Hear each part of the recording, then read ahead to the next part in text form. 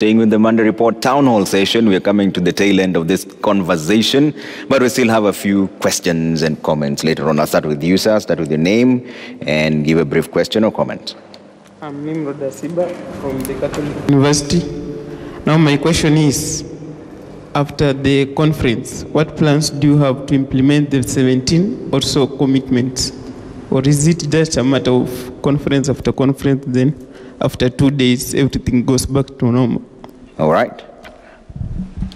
Go ahead. My name is... Yeah, go ahead. It's fine. My name is Kennedy Wangari, and my main concern is we'll be having the ICPD conference coming sooner. And as a country, Kenya, we'll be looking at what we've been able to achieve and what we've been able to do since the 1994 conference. And I'm mainly concerned on the gender-based violence. And if you look at the Kenya Medical Health Demographic Report in 2014, we're getting to see a high prevalence of about 31% of the young girls and the young people in the Meru community, that is Tharaka-Nithi, Meru, and all those communities. And recently in our news, and we've been seeing cases of the young issues to do with female genital mutilation, rape cases. We've been seeing cases of police officers rescuing young girls. We've also been seeing young people being put on bars, that giving accusations that they've been performing those rituals as their cultures and all that. So my main concern is, as we look at what we've been doing as a country with main focus on gender-based violence, what do you think we should do as a country to prevent this surge and all these cases coming up and rising again? All right. Go ahead. Very briefly, please. My name is Lady Merivian from the University of Nairobi. I would like the following issue to be addressed during the conference. The same way the government is able to donate free condoms to university, I would also like the government to donate free sanitary towels to schools, primary schools, secondary schools, because girls out there are suffering. Not everyone is able to afford. Yeah. All right. Let's take two more. Sir, go ahead. Thank you, Trevor. My name is Tom. I just have one main concern. Forgive me if I'm biased, members of the panel, but I'm not seeing any religious representation. My question is directed to, specifically on that line, after the ICPD conference, what's the place of religion with regards to three main concerns, which is abortion, contraceptives, and also loss of life? Thank you. Okay. Final one here. Thanks, Trevor. My name is Titus Mayaka. I'd like to ask what Dr. Mbai you trying to do in terms of trying to allay fears of these skeptical Kenyans about the upcoming conference. All right. So here's what we're going to do, because Dr. Mbai has the bulk of the questions. I'll start with Kanjama, closing remarks, 30 seconds, and then Angela, 30 seconds. And then Dr. Mbai, I'll give you like 2 minutes to wrap up, and 30 seconds for the rest of the panelists as well. Kanjama, I'll start with you. Okay, so generally, when a country like Kenya has the opportunity to host an international conference, I think we should all be delighted, ability to showcase our country, and possibly do something good that the rest of the visitors and delegates will take from us. And that is something that we can still achieve with ICPD 25. But I think there is need for us to begin with internal dialogue as Kenyans as to what we want to showcase to the world out there. It is important that we deal with those goals of ICPD 25, the Nairobi Summit, like ending maternal mortality.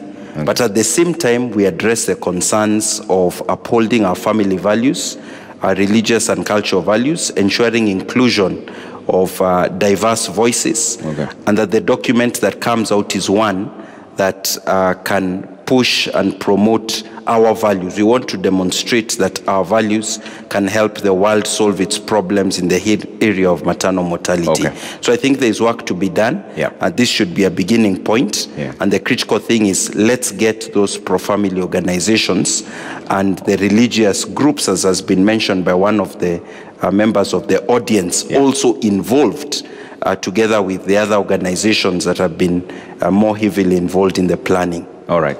Angela? And finally, let's be careful about the euphemisms or the words that may be loaded with meanings that go beyond what is apparent. All right. Angela, 30 seconds. Thank you so much, Trevor. I think there's a question that I did not answer, and I think it's good to answer now that I was raised by Dr. Kagia, and it's about the life skills and the teenage pregnancy. Let me start by saying what we do in White Ribbon Alliance is around three things: quality of care for reproductive health, equity and dignity. Equity in terms of fairness, and dignity in terms of respect and dignity during childbirth and pregnancy. There's a campaign that we are releasing the results next week in Kenya. It was called the What Women Want campaign that sought to understand what quality reproductive health meant for Kenyans. And I'm glad to hear the lady from the University of Nairobi talking about menstrual health, because that was the third most topping thing. Menstrual health is a big thing in this country. Respect and dignity and quality of care. And to me, those are key things that should be discussed. And I'm glad that we are talking about, because my work is around advocacy and accountability. Empowering Kenyans so that they can be able to make informed decisions and hold their leaders accountable to what they have committed to. And I think ICPD is one such point. Okay. And what I hear from all of us is that we need information. The reason why we are having this town hall today, I can tell you it's because there's lack of information on what exactly is really going on. So the way, I keep on saying, if leaders can invest the way they invest during electioneering process to educate Kenyans on the voting process, give us health literacy, education literacy, civic education on our social good. Believe you me, this misinformation and all these things we are discussing here today is a thing of the past. Right. So as Kenyans, you should be able to stand up and say, can we demand to be educated on our civic rights? What is it that is in our constitution that we need to understand? And hold our leaders accountable, not just hearsay from social media and take it forward as the mere truth. Okay. So I think to me, information is power. And if you can have information, not just YCPD, but everything else that is happening in this country, I think we'll be good to go. All right. Dr. Ngari? Thank you, Trevor.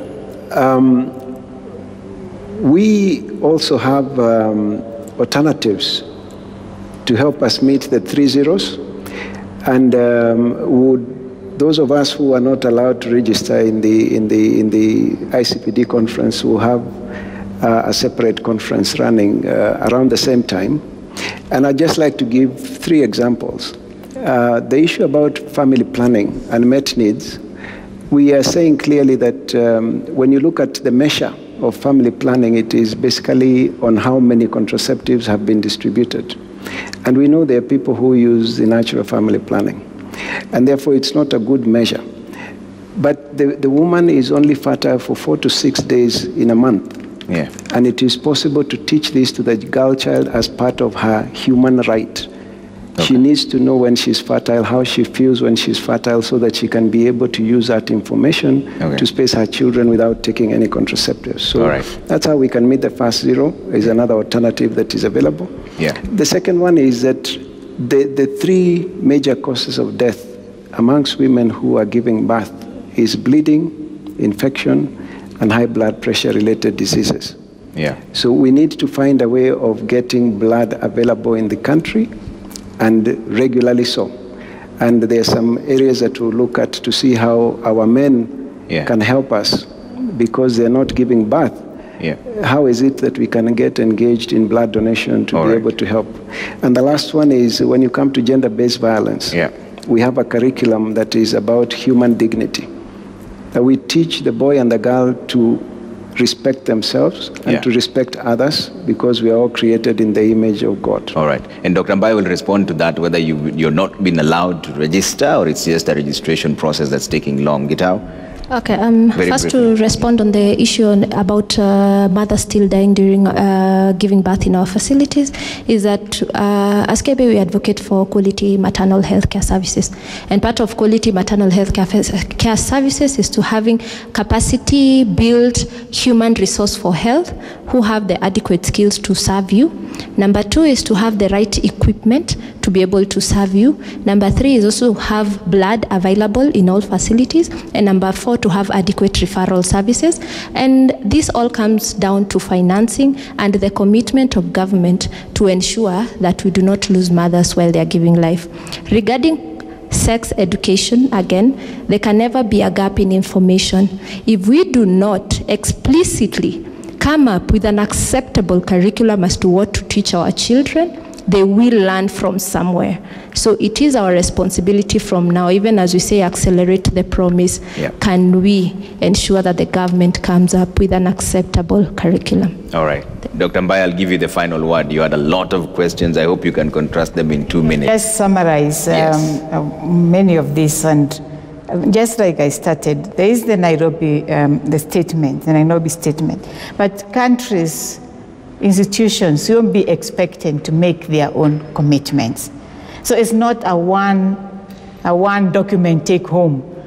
Even as we speak now, countries are uploading their commitments on the website.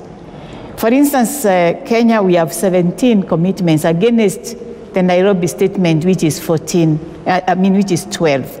So based on what countries feel is most critical to them, that's what they will take home.